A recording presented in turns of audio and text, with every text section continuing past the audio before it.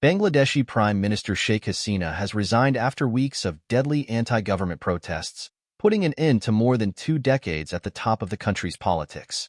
Ms. Hasina, 76, fled the country, reportedly landing in India on Monday. Jubilant crowds took to the streets to celebrate the news, with some storming the prime ministerial palace, reportedly looting and vandalizing parts of her former residence. Army Chief Sheikh Hasina said the military would begin talks on forming an interim government. Hours after Ms. Hasina's resignation, President Mohammad Shahabuddin ordered the release of jailed former Prime Minister and opposition leader Khalida Zia. In a televised address on Monday afternoon, Sheikh Hasina said an interim government would be formed. He added that he would meet President Mohammad Shahabuddin and was hoping that a solution would be found by the end of the day. The army chief said he had already spoken to the country's opposition political parties, but did not make clear who would head the new government. He urged Bangladeshis to trust the army, adding that all killings, all injustice would be examined.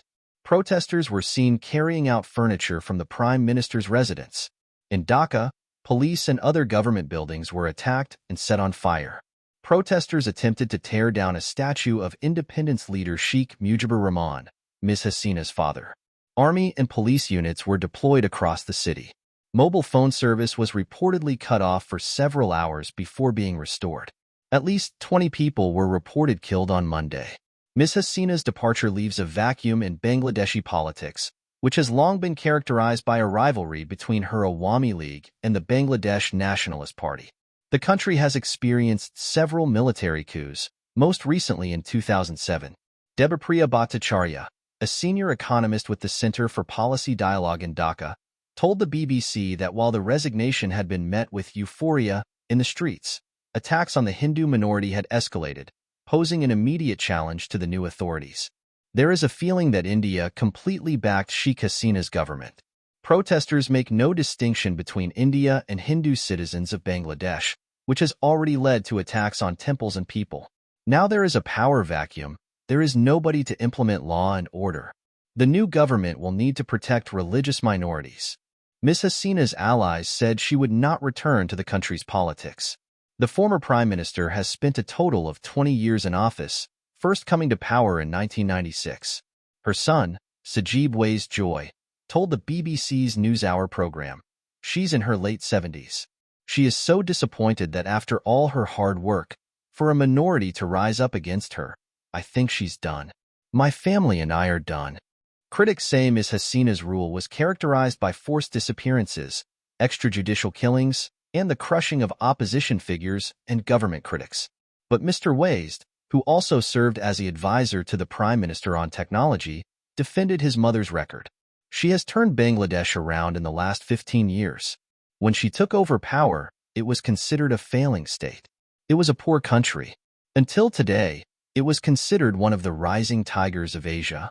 About 300 people have been killed since protests broke out a month ago over a quota system for government jobs.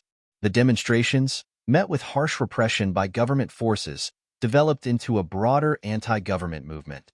Dr. Chaitig Bajpai, a senior research fellow at the Chatham House think tank, said the country's high unemployment rates had made the quotas, which reserve a third of civil service jobs for descendants of veterans of the country's 1971 independence war with Pakistan, a particularly salient political issue. Public sector job quotas, with 400,000 new graduates competing for 3,000 civil service jobs, became a lightning rod for anti-government unrest, Dr. Bajpai said. He added that the speed of events reflected frustration among Bangladeshi youth over the country's one-party rule over the last 15 years. In a country with such a vibrant civil society, efforts to curb political freedoms and free speech were bound to trigger a blowback. Most of the quota was scaled back by the government following a Supreme Court ruling last month, but students continued to protest, demanding justice for those killed and injured, and Ms. Hasina's resignation.